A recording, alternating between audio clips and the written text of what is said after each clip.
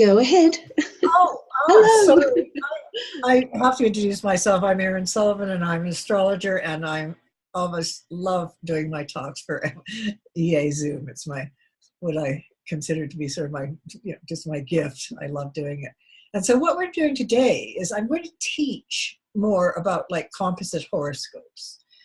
I have a terrific example, and I'm going to use that. And I have this is a PowerPoint that's basically slated for like almost 2 hours. So I'm going to cut off at the end of my using Carl Jung and Sigmund Freud, and I will leave Marie and Pierre Curie to another talk going into depth on them, because it's a powerful relationship and one that makes people gasp when they see the relationship between the two. Now, what this is to describe graphically what a composite is. A composite chart, I mean, when you're in a relationship, it doesn't matter if it's your professor, I mean, any kind of really strong, tight, involved relationship will describe itself when you set the composite horoscope. And I mean, I've been doing astrology for 50 years, and there was a day when you had to do it by hand, and there's no end to the joy, when I was young and learning, and still learning today, 50 years later. But I've learned how to illustrate things through PowerPoint, which is one of my favorite art forms. And so what the midpoint is the meeting place between you and, say, me. And so it'd be my chart and your chart combined to create a composite of the 2 points, which literally means that no matter where I am with you, like you might be in France, for example, and I'm in Victoria, British Columbia, or Santa Fe, as I am, that composite chart doesn't change. It doesn't matter where you are. That is the meeting point of the 2 psyches and the 2 souls. And so it is an absolute fixed, like a horoscope, but it's different because you don't have to relocate it. You can go anywhere. But your composite horoscope, which will describe in many ways the type of relationship that you actually have. And I'm not going to end the show. I'm going to go next. And so showing you the horoscope wheel and 2 possible planets. Yeah, this would be, say, somebody's sun and somebody's sun.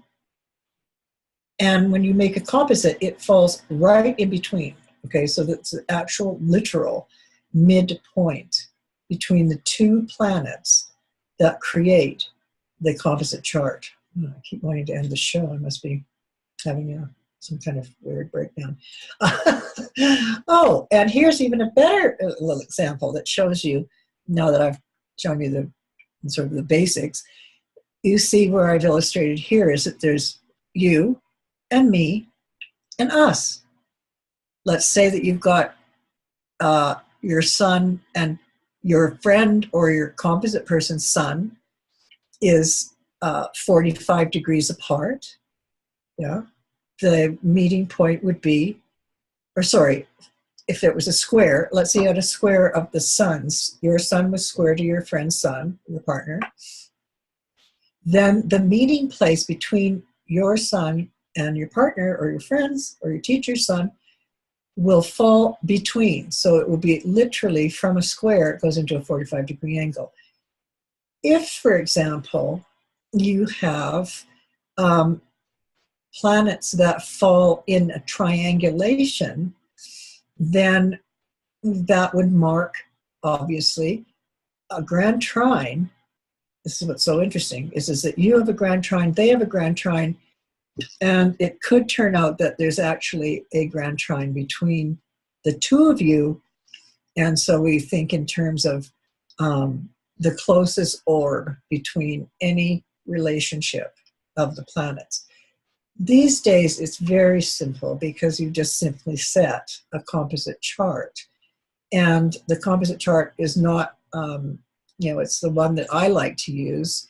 And when I was, this is way back, this diagram, I actually created, okay? I mean, I have photocopies of it, which I've put into my PowerPoint here to illustrate it more clearly what I'm saying about the meeting place.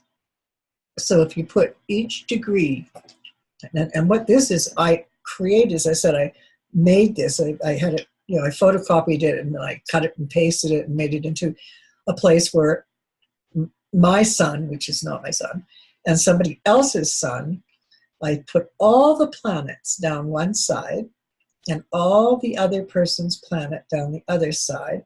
And then for each planet, the same planet, I would draw a line, say from my son to their son. And where it crosses in the zodiac is exactly in between. So this made it much easier to make a composite chart in the old days.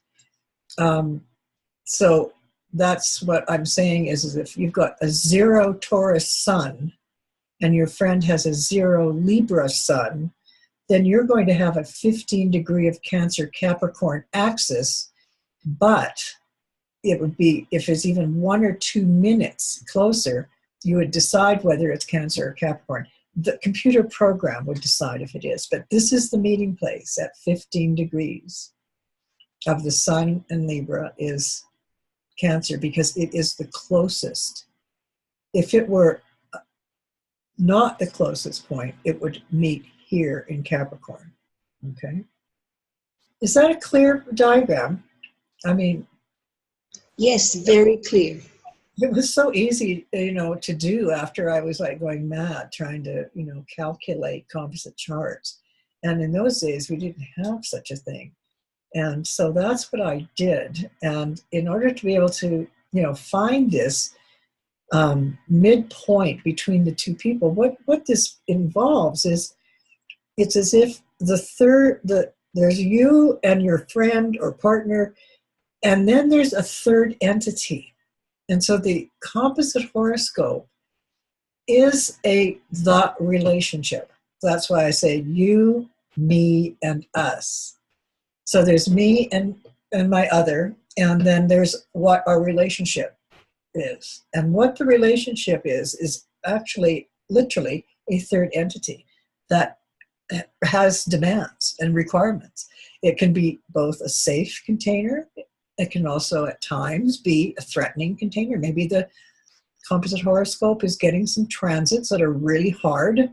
Like we have them, and that's I'm using an old-fashioned word, but hard aspect would be, say, Saturn conjunct the Sun in the composite horoscope. Well, that composite, the relationship will be undergoing some kind of need for restructuring, and so I can look at the two natal horoscopes, and when I do that, I see that it's possible that the people themselves, the individuals, are not really having a difficult time by transiting influence in their natal chart, but the relationship is demanding that it get some attention.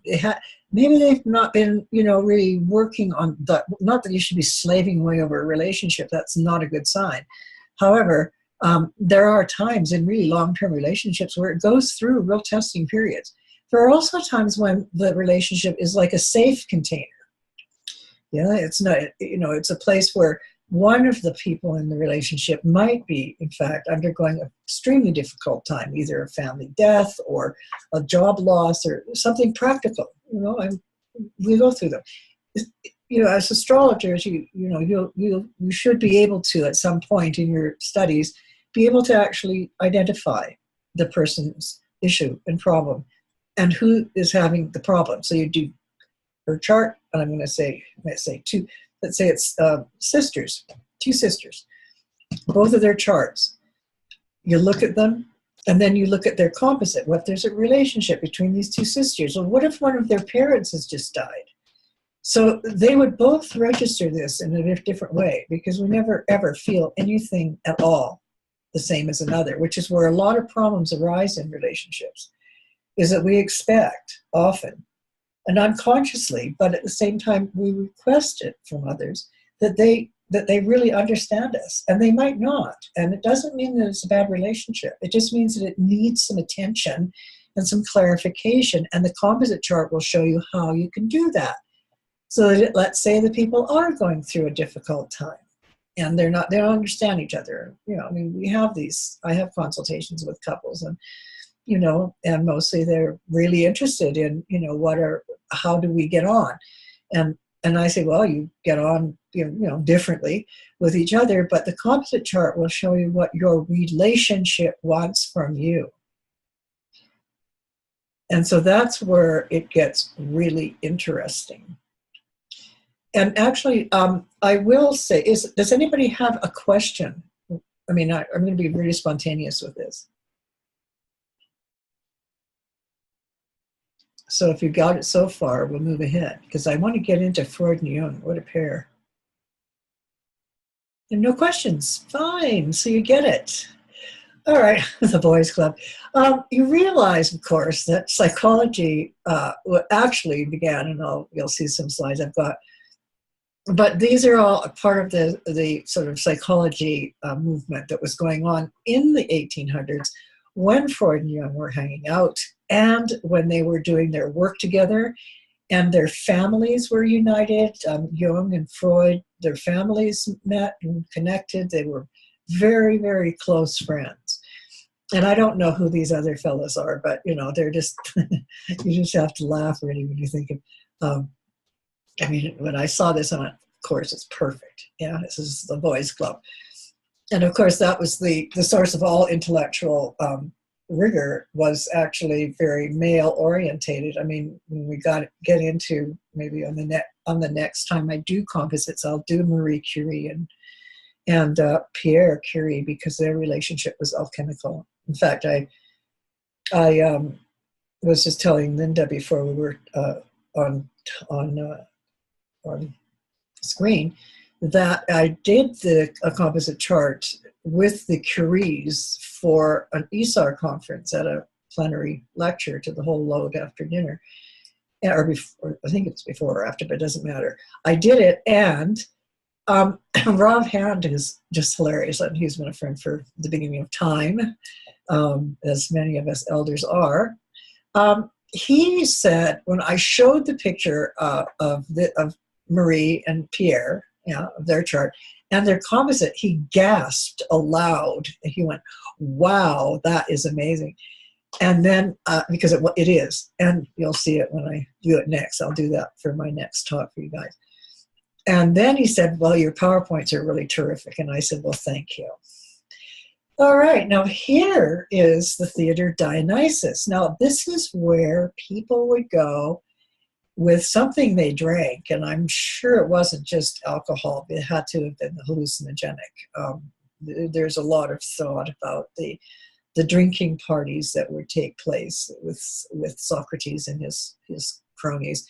And also the Theater Dionysus was a place where Aristotle called it a catharsis, where you would go and experience something that was really profound and really deep and had some impact on the soul, on the psyche, so that it would create a sense of having been catharted. And that is a very fascinating idea. It goes way back. We're going back, to 5th century Athens and to the time of the intellectual rise. And it was weird that it happened so rapidly. It was almost like, Greece, that was Rome, had been around for several hundred years, as Rome. But Greece somehow just evolved out of the brush. I mean, it was absolutely just this wild, isolated, place. And suddenly there are these pre-Socratics who are going around, as they said, dispensing wisdom for a fee. So I've always sort of thought, astrologers are pre-Socratics, in that we go around dispensing information for a fee, And so this Theater Dionysus, there were 3 plays. The first one was a drama. And the second one was a tragedy, because the drama, would have been, something like Odysseus. And another play could be a comedy, which would be, Lysistrata. Aristophanes wrote a play about women who decided they'd had it with the wars and the men fighting and not being at home and, being there for dinner and so on. And so they had, this is actually true. I mean, this is a comedy. It was a play written about women protesting against the male function as it was being exhibited in wars and so on.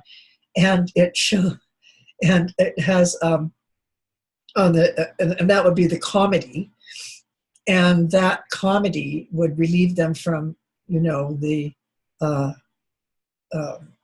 tension of the drama.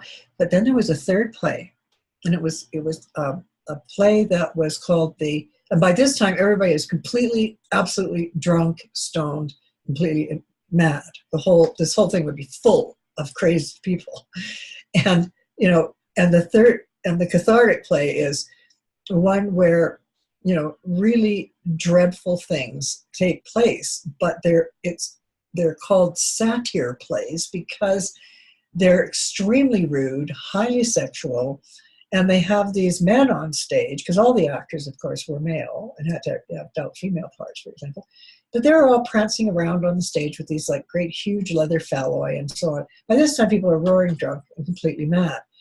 And so that was the point of the theater, because it involved intense emotion, a horrible truth that leads to a catharsis, the cleansing or getting rid of bad emptions, as it was called.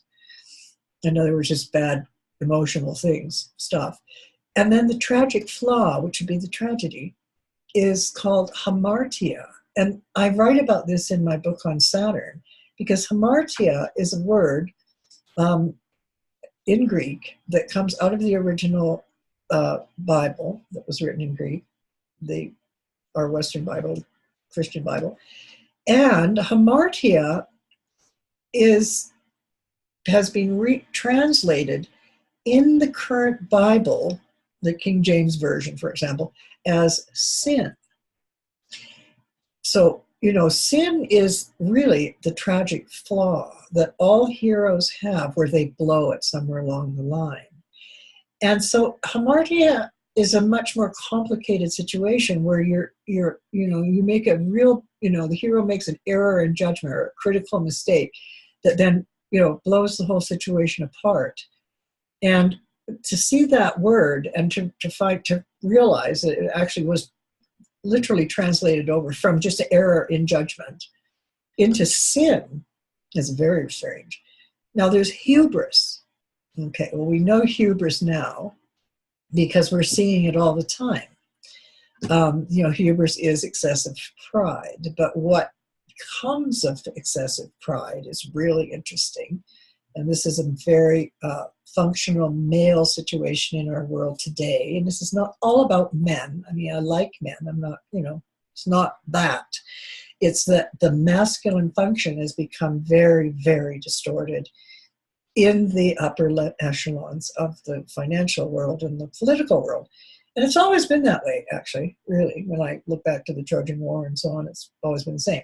But hubris is a situation wherein you become so sure of how important you are that it takes on a dangerous aspect. Sound familiar, as I said? But here's the thing, is that hubris is ruled by Zeus, Jupiter, and the result of hubris, ruled by Zeus, is that he takes your wits away, ate in Greek. And that sounds to me like what's going on in the world today politically. Is that it's full of hubris, CEOs, presidents, etc. Leaders of all the various nations in the world have had their wits taken away. So Zeus is very much important right now. He's really busy in the sky still. Now, this I was speaking to Linda just before we started our talk is that, I'm trying to get rid of the top part so I can, there it is. I just meant part, I'm clever. Okay, so this is where I said the origins like psychology come in. There's the tragic and comic masks, okay? And the tragedians brought us from the shame culture into the guilt culture. But what the guilt culture, and this is from classical studies, the heroic age was when the gods made you do it. Yeah, and Zeus even complains in the Iliad that, if they just stop blaming us, they might, have a bit more responsibility. That's very, very interesting, because of course the Iliad was written around 800 BC. So the idea of the heroic age is that you weren't responsible. You could always blame Zeus, whatever goes on, or Venus, Aphrodite, who's, made you have sex with the maid or whatever.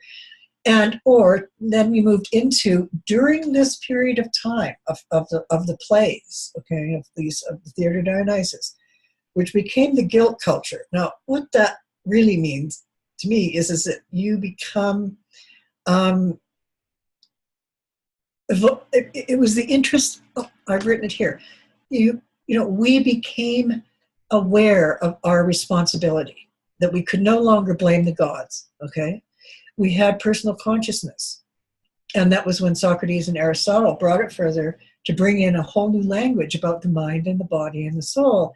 And that's what attracted me to the classics, was it showed me the time in which there was a major transition in consciousness, in humanity, where we had volition, as opposed to saying, oh, well, Allah made me do it, or, the gods made me do it.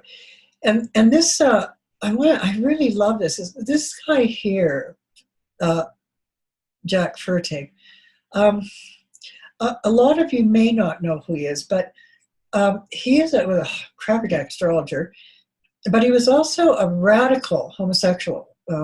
And he was part of this bunch of men who dressed up as nuns and rushed about and did things in San Francisco, and did plays, and he was Sister Boom Boom. And I almost died, because there's a guy who wrote this a play on the Bacchae, only he puts it into modern language.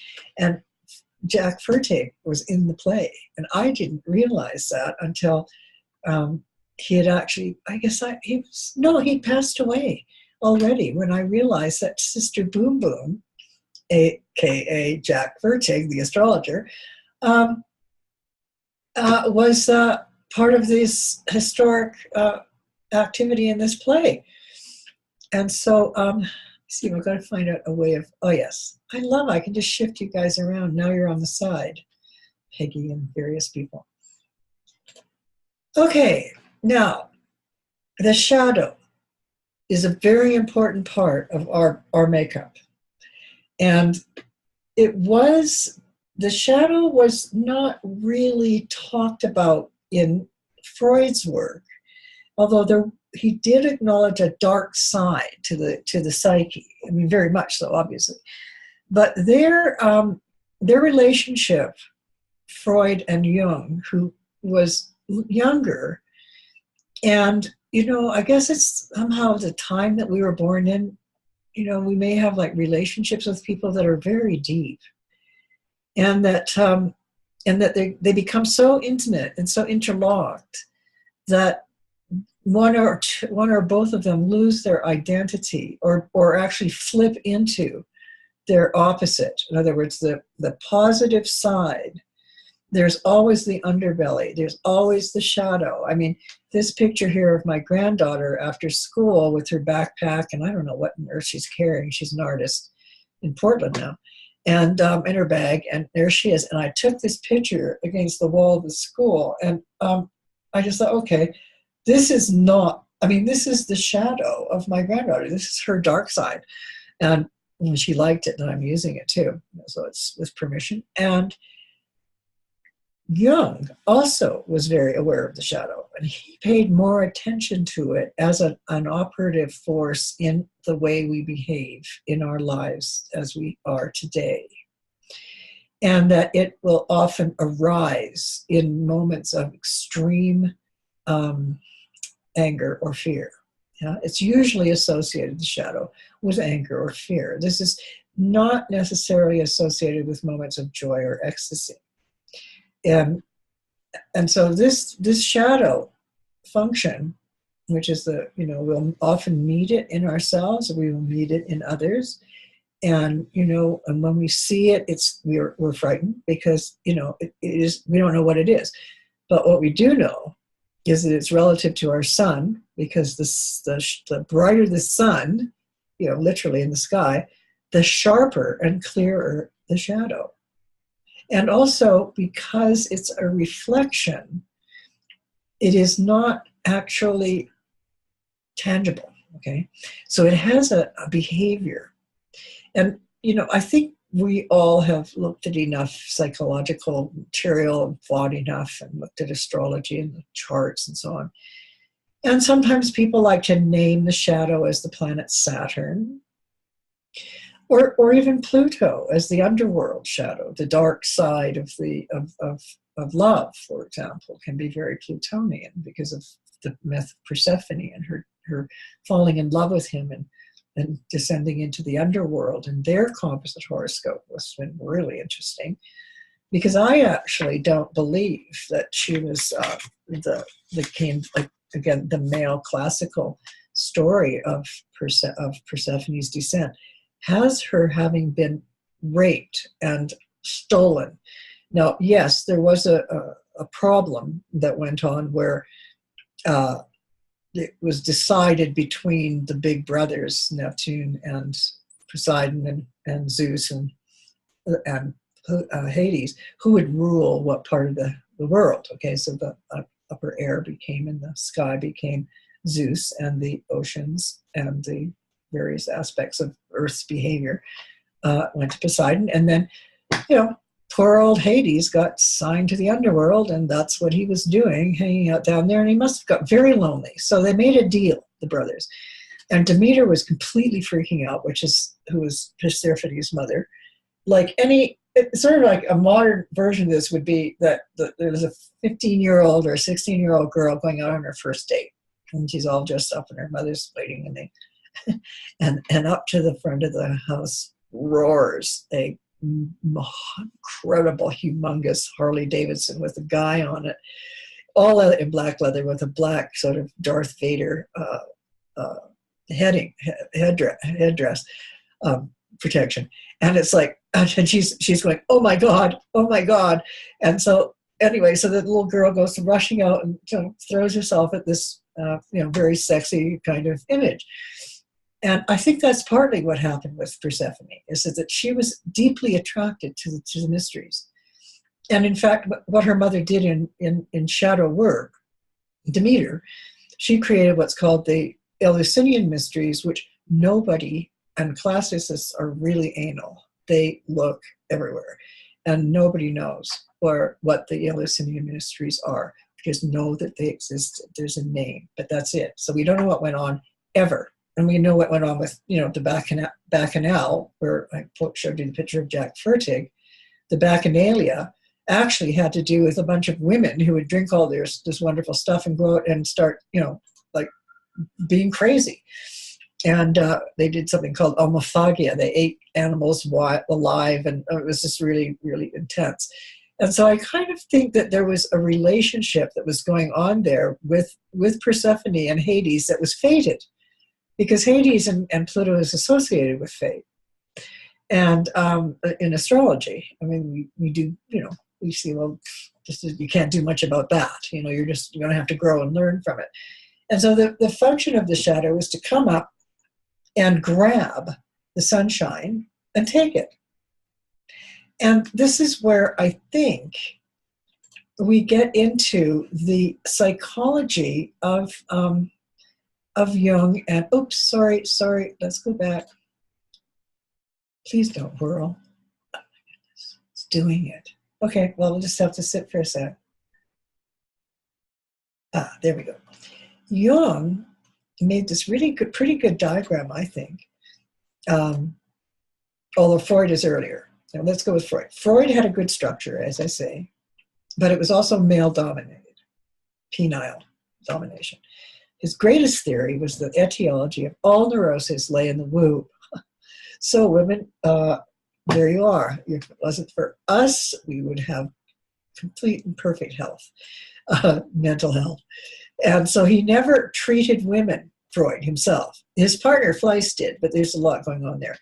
Both of them had a lot to do with cocaine. They were really, really into it because it made them stay awake a long time and write forever and talk endlessly. And they thought this was a great thing. Tried to turn Jung onto it, and he wasn't really that interested in it. Anyway, so Jung created this diagram where there was a personal unconscious, yeah, and then there was the ego, in other words, the I am, because ego is not all about being a show-off or being, wearing red and acting, really out. Ego is the Latin word for I am, ego sum, I am. And so our I amness is consciousness, okay? And so we work on our egos, in order to make them healthy, because it's a container of the self, which is the personal unconscious. Okay, so the personal unconscious would be stuff that is resting there from, say, even the first hours of birth. Okay, because when I do infant charts, I look at them and I realize that their first breath is associated with,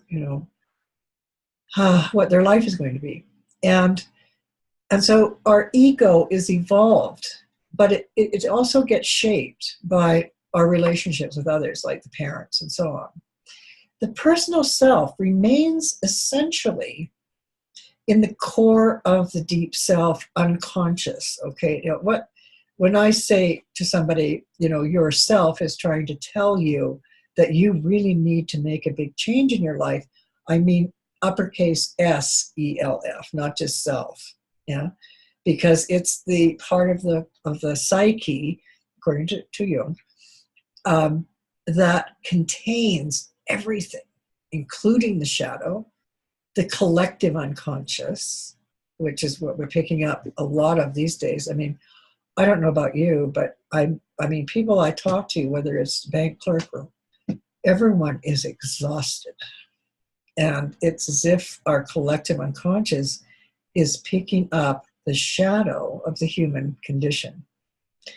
And it's very hard on our ego because it weakens us, because we get stuck in this place of somebody else's life.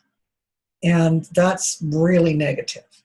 Okay, so ultimately we need to return to our selfness. The self, and I have diagrams on this in other PowerPoints, but the self pokes holes in the ego so that the ego can grow and then become bigger. I mean, the ego should be, by the time we die, as big as the universe. I mean, the I amness, okay? So, and I think that would be an absolutely wonderful idea. So his idea of shadow and collective unconscious, animus, the masculine function in the psyche, and the anima, the feminine function in the psyche. And very often, we're attracted to people because, why? Because we recognize them, right? And if we, as a man, again, I'm playing free with the sort of classical idea. Animus was considered to be, by Jung, the perfect woman that resides inside the man's psyche. And the anima, the animus is male. Man resides in the woman's psyche. And the anima is a man's concept, or his unconsciousness, attracted to a certain kind of female. Yeah. So the animus and the anima are the male and the female functions of the unconscious, and they're part of the collective unconscious so that we can project. That word animus is actually used in as a word indicating violence. Like if you're angry with someone, you're showing animus. But I've never seen anima used in another way. So it's very interesting that animus, when you say I've got great animus for that person, it means you're really angry with them. And so there's, in Jung's idea of the diagram of this, is that there's the external and objective world, and then there's the inner world. Yeah. So we have external and inner, and objects and the world. And so the world soul is something that our unconscious, our collective unconscious, feeds into and also takes part in. And we also can be introjecting, which is the opposite of projecting, right? You introject the anxiety. I mean, Marie-Louise von France writes a really good book. I mean, she is a brilliant woman. She was Jung's sidekick. She writes a book called How to Extricate a Projection of the Shadow. Yeah, and so it's very. I often read it myself. Is it because I think, well, I might as well. Oh, okay. Here we are. It's probably just as well because. Oh, Erin, don't do this. It's probably just as well because I want to get to their charts.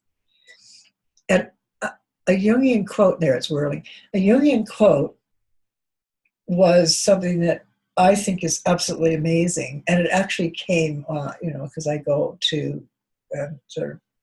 Use the internet for imagery, and this diagram came with it, and it shows the depth of the unconscious and the stress and the ego and the battle that's going on, because this is actually some kind of monstrous sea creature with its teeth, and it's there under the water in the deep side of the unconscious. And so he says the battle with the sea monster represents it's moving on its own. I have no control over this PowerPoint. Sorry. Anyway, there's Freud, and there's Jung. And there they are in the alchemical bath. Yeah, I mean, that's the sweat lodge. And they're having their sauna, as good Swiss people do. And they're, essentially, I saw that just as a really beautiful image for the merging of the alchemical bath, where the king and the queen unite and they become the hermaphrodite. They meet in the middle, and they take they lose gender, and which is very important to understand, because losing gender really has a lot to do with losing your ego. Like losing yourself. And that's the whole point of a certain level of relationship, is to let go of the self and to become merged with the other and to really experience that. And these are very, very old alchemical print images that talk about this sinking into the bath and becoming one. And Jung's concept of synchronicity, this is something that I think we all are really familiar with it, because we're really psyched toward it. And synchronicity is literally the oneness of time. Yeah, syn, one, chronos, time. The fact of synchronicity is that time is all happening at once, and that it's always there for us to really revel in. Yeah, I mean, I certainly do. I see it all the time. And he has a couple of really interesting sort of illustrations while he's seeing a patient, and there's this and the patient's talking about a bug, and then suddenly this beetle starts beating on the window outside the consulting room. And so he would pay great attention to that kind of thing. And I certainly do too. And Freud. So we end up with this whole concept of Pluto and immortality. Now, this is where Freud comes in. And that's where I really like this newsreel. I still have it's on my bookshelf, where science. I mean, I'm trying to move these pictures of you guys. The couch is out, but the culture of therapy is everywhere, and science is taking a new look at his theories by Adler's great-great-grandson. And as Adler was a very, very amazing also thinker in the psychological realm. But Sigmund Freud was a pretty strong figure, and there has been a resurgence of Jungian ideas at work, and I'm perfectly in accord with that. And now we get, because we've just got the sort of 20 minutes, I'm going to show you what happens. Remember when I talked about just a few seconds ago about the mysterium conjunctionis between the king and the queen, where they get into the bath and they become one. And so this is the idea of the composite chart, is where we have sunk into the bath of alchemy, and that we have become one with the other. And that's what the composite chart shows, is how have we become one of the other? Why? How can that even be? Well, I think that composite horoscopes prove that it works. I mean, I think astrology proves everything. I'm not going to tell my neighbors that necessarily, because they think I was a lunatic. Well, I am, but I'm pretty, I have it under control, sort of.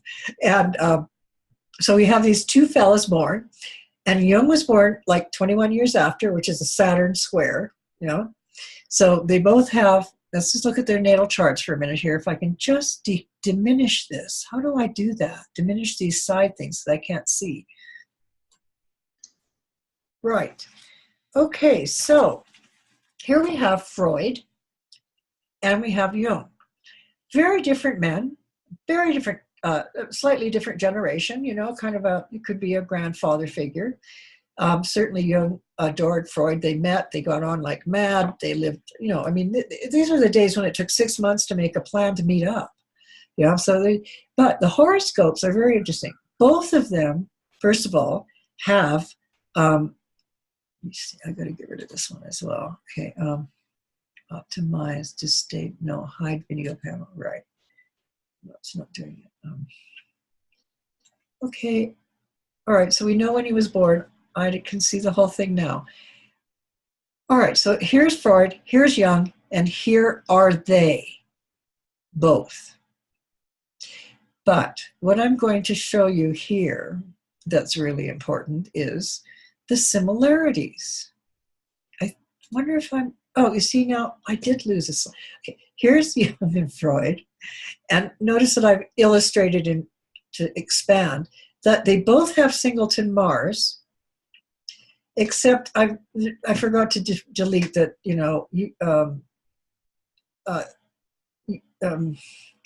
Jung does not have Mars retrograde. Freud does. So I forgot to delete that. But they both have a singleton Mars. And when Freud was 37, his Mars, because of the progression of the sun, stationed direct. And so that was a very significant time in his life, because that's when he began to really seriously get into his writing and his ideas about the unconscious. And he was being, noticed by other people in his collective, right? So his tribe. And he had Mars retrograde, so he was a revolutionary. And if you read my book on Mars retrograde, or even if just read the end of the Mars retrograde, and read all the names that blow your mind, that people who have Mars retrograde are a revolution waiting to happen. And that's what Freud did. He made a revolution out of out of the mind and the way he looked at the psyche. Then when they got together and met, they both have Mars in the house of tribalism. Mars is in Sagittarius in Jung, so he's a lot more, I think he put his anger, if you will, or his rage. He's got a good Mars-Saturn sextile, Mars trine Uranus. I mean, he's not an angry man, but he's a man who is a seeker. Yeah, so he's got Mars in Sagittarius, which is a thinking. He worked in the nut house. There's a horrible place for like 10 years up in the hill in above Bollingen. And he was very interested in the psyche as a philosophy. Now, if you read any of Freud and you read any of Jung, you will realize that Jung never tells you what to do. Freud does nothing but. It's sort of interesting because he's got Mars in Libra and a Sun-Uranus conjunction in Taurus, and both have Sun-Uranus connected, yeah? And so they're both radical revolutionaries. It would be almost inevitable that at some point, as individuals, they might clash because they are original thinkers. And if they feel that their thoughts are not being viewed in a way that are easily absorbed and collectively useful, then they're going to have a split at some point. And I think that the split, when we have, say, look at Jung, we've got him having Saturn in Aquarius, opposite to Uranus, squaring Moon Pluto. Okay, so the big argument happened when there was more. It developed over years. I mean, I've read a lot about them. I'm just going to cut it to the chase with this talk, because the basic reason they split up is because there was a dream that Jung had that he had gone down into the basement and then further down, until finally he gets to this part of the basement that is full of skulls. And he realizes that all of humanity is built upon a primal plateau, if you will, of the human psyche. Well, that's very Moon Pluto. It's like, I can see everything. Yeah, Moon Pluto. He was also an extremely, he was a very important, family was important to him. And now he did have another woman in his life, and she was, they're integrated into the family. They had several children, I think about 8 kids. And Freud, who was actually chaste. I mean, he was married, but he did not, have affairs, whereas Jung did have. Now, he was surrounded by women. I mean, both these men attracted women, but Jung attracted extremely intelligent, liberated women. By the time we got into the turn of the century and into the sort of 1920s and so on, we're looking at a time period when women were starting to really arise with their power and with their knowledge. And the Bollingen Institute, and also the Eranos lectures, which began back with Jung and people like that, they were attended by women from basically from North America and all over Europe, and they became analysts. They trained with Jung. Freud didn't do that. He only had men in his life. They did not have, he and Fleiss, Fleiss had a few women, but his analysans were all men, Freud.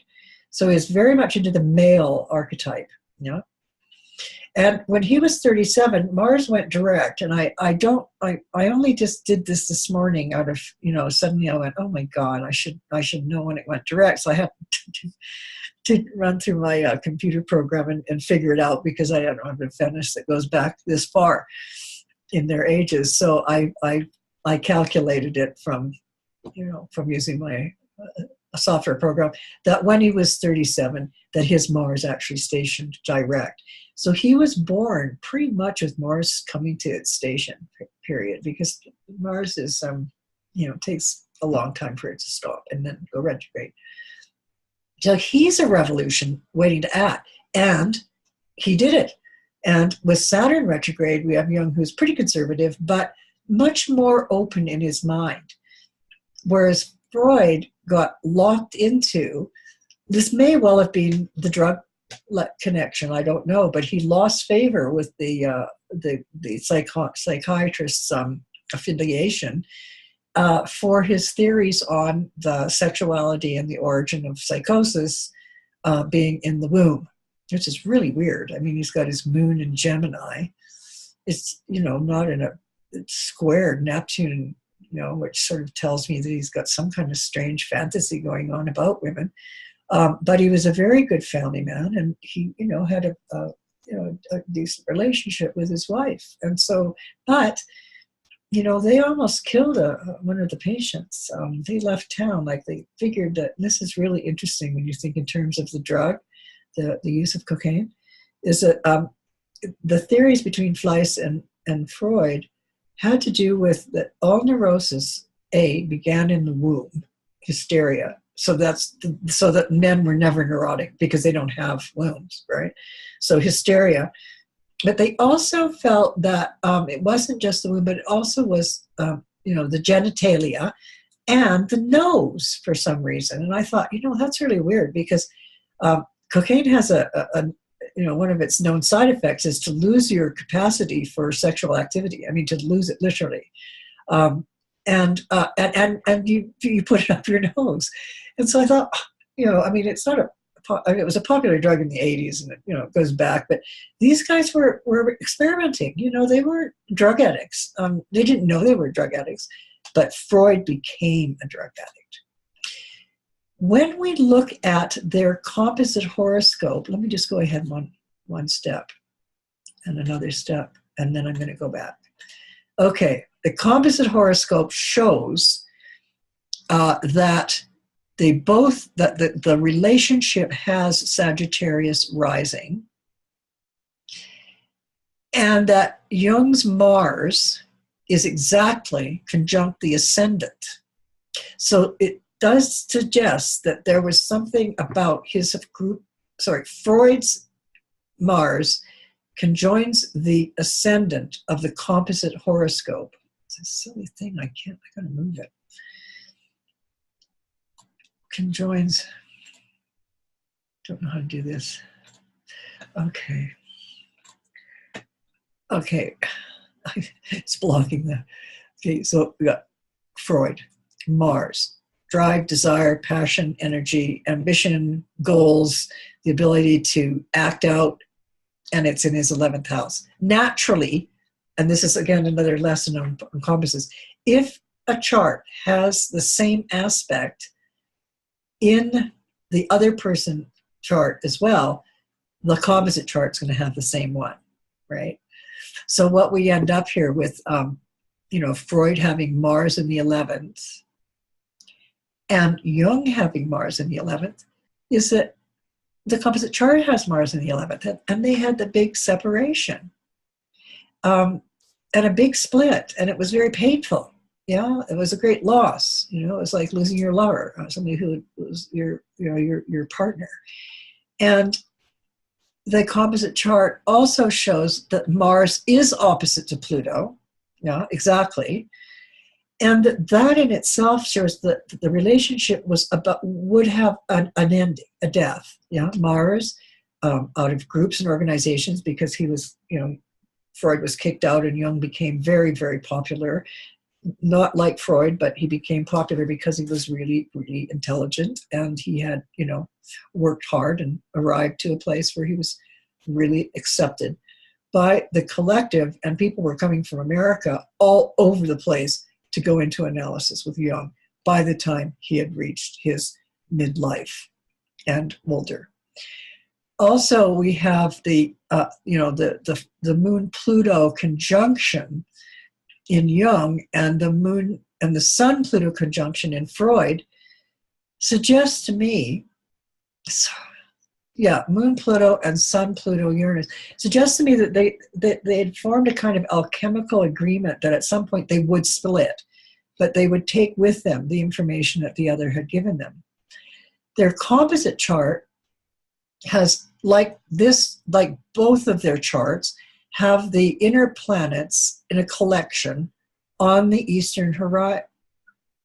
western horizon, on the descendant, because both parties have Sun, Uranus, Venus, Mercury, Sun, Uranus, Mercury, Venus, Pluto. They have them in the same part of the chart, in 7th house area, 7th, 6th, okay, descendant. So the composite chart is going to have exactly the same configuration. And that's a law, it's a rule. That's the way it works with the astrology. If you do enough composite charts and look at you'll see that there's patterns that repeat themselves.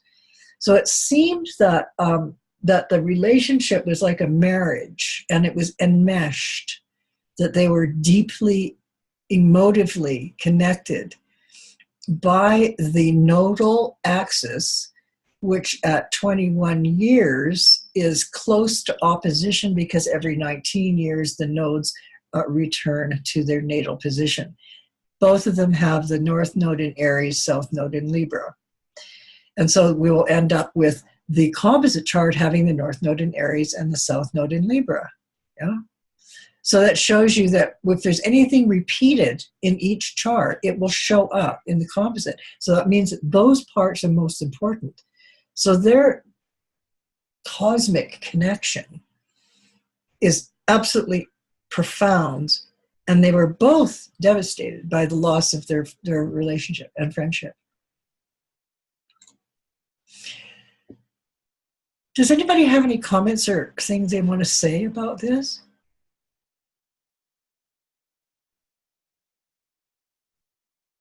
Pretty amazing, isn't it?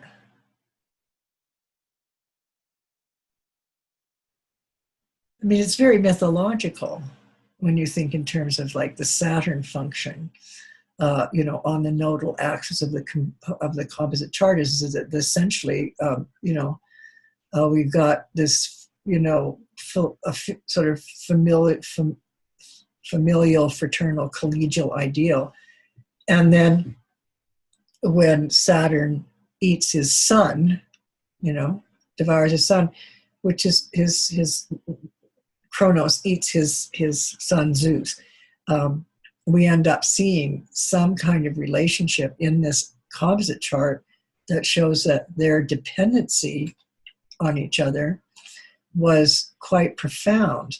Now, they both have Neptune with Jupiter, both have Neptune in the same kind of realm as in its relationship to the other planets, and Neptune in the composite chart is square to Jupiter.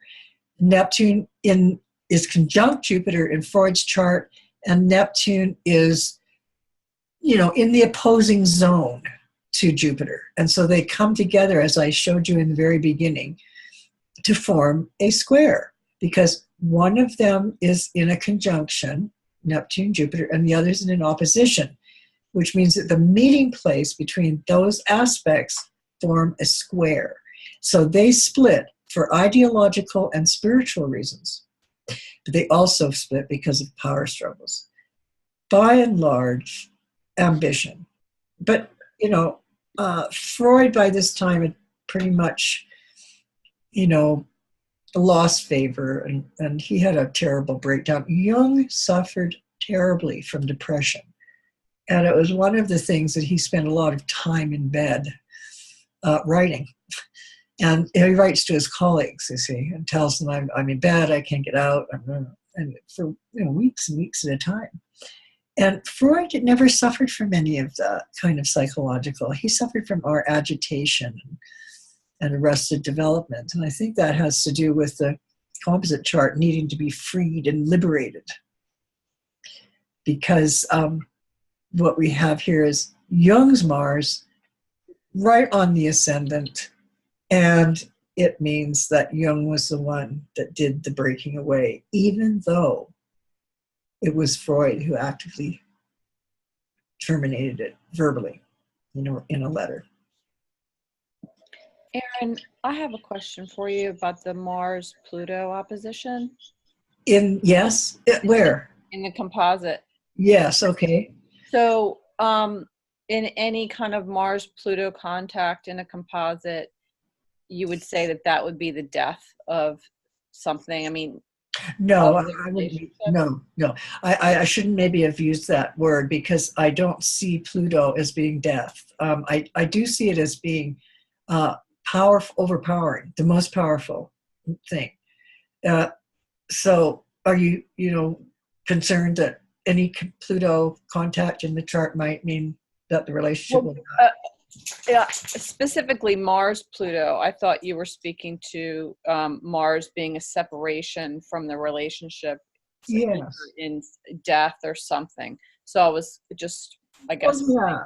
The death of yes, you're right. You're thank you. Sorry, I misinterpreted what you were saying. Their association, 11th house, their tribalism, 11th house, and their creativity, their 5th house, they took different paths. And the Plutonian side, I think, has a lot to do with the Freudian aspect of the way Freud looked at psychology, and that they split. Pluto does, does rule Scorpio, so it's the dispositor of Mars. Mars is the old ruler of Pluto. So we end up with, Pluto wasn't even sighted when these people were born, right? So we end up with an deeply unconscious battle, I think, that goes on between the lower power, Mars, and the higher power, Pluto, because Pluto doesn't necessarily mean death. It can also mean rebirthing. I mean, not having to die, but just being born again. And right. Again. I was wondering about that because I was thinking about a Mars, Pluto, Uranus actually conjunction in the first house. It could be a rebirth or a new beginning. Absolutely. Even though Mars is coming into balsamic phase with Pluto. I don't know. I was just thinking about that. Well, this is a pretty close. I mean, you give it another few days, and Mars was exactly, well, the composite chart is a composite chart. It's not out of the ephemeris. So yes, I would think that would be, that there was just an overwhelming need for the relationship to transform. And in order sometimes for things to transform, they have to change shape. And Hades is a shapeshifter, yeah? And the fact that it's so incestuous, Mars, being the ruler of, the old ruler of Scorpio, Pluto dispositing it as the new ruler of Scorpio. There's people think in terms sometimes of exaltations and, some of the older terms, but Mars is definitely a strong planet. Yeah.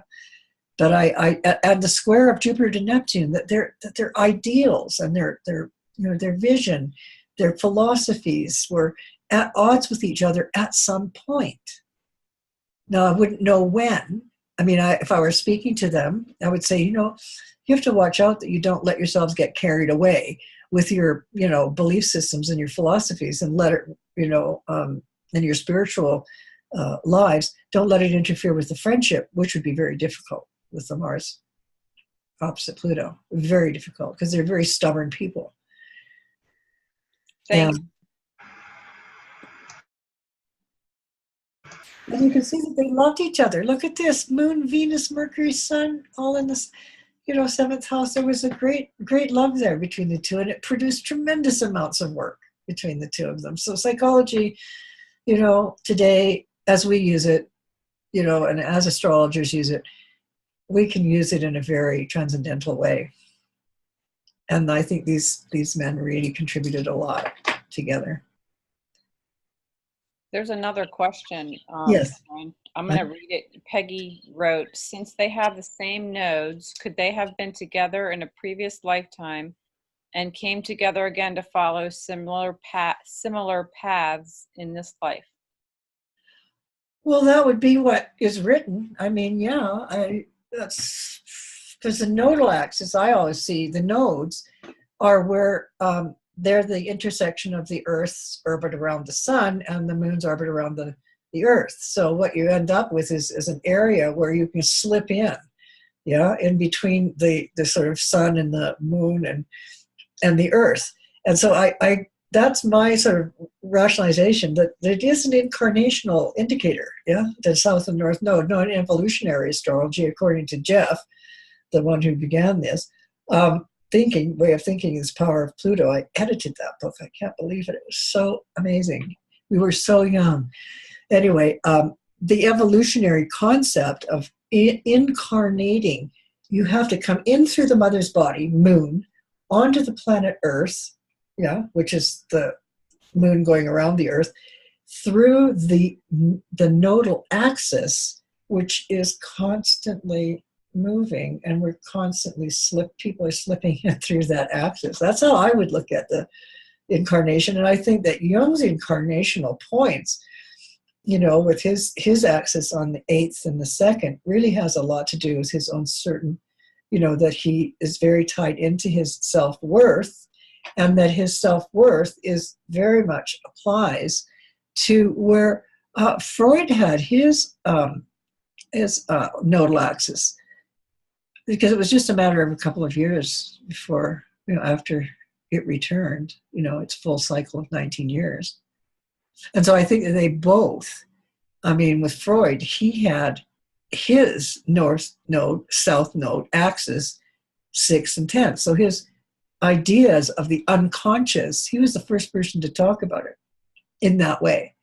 and the body. These are the two, the like psyche, soul, 12th house, body, sema, 6th house. So he was really into the body mind theory, whereas I think Jung was more into asking questions. Like Freud was forever telling you what to do, and Jung was forever asking questions. If you read anything that Jung writes, he never is saying it as an absolute. He always is questioning what's going on. And I think that split them apart. Okay, Erin, that brings us to the end of your meeting.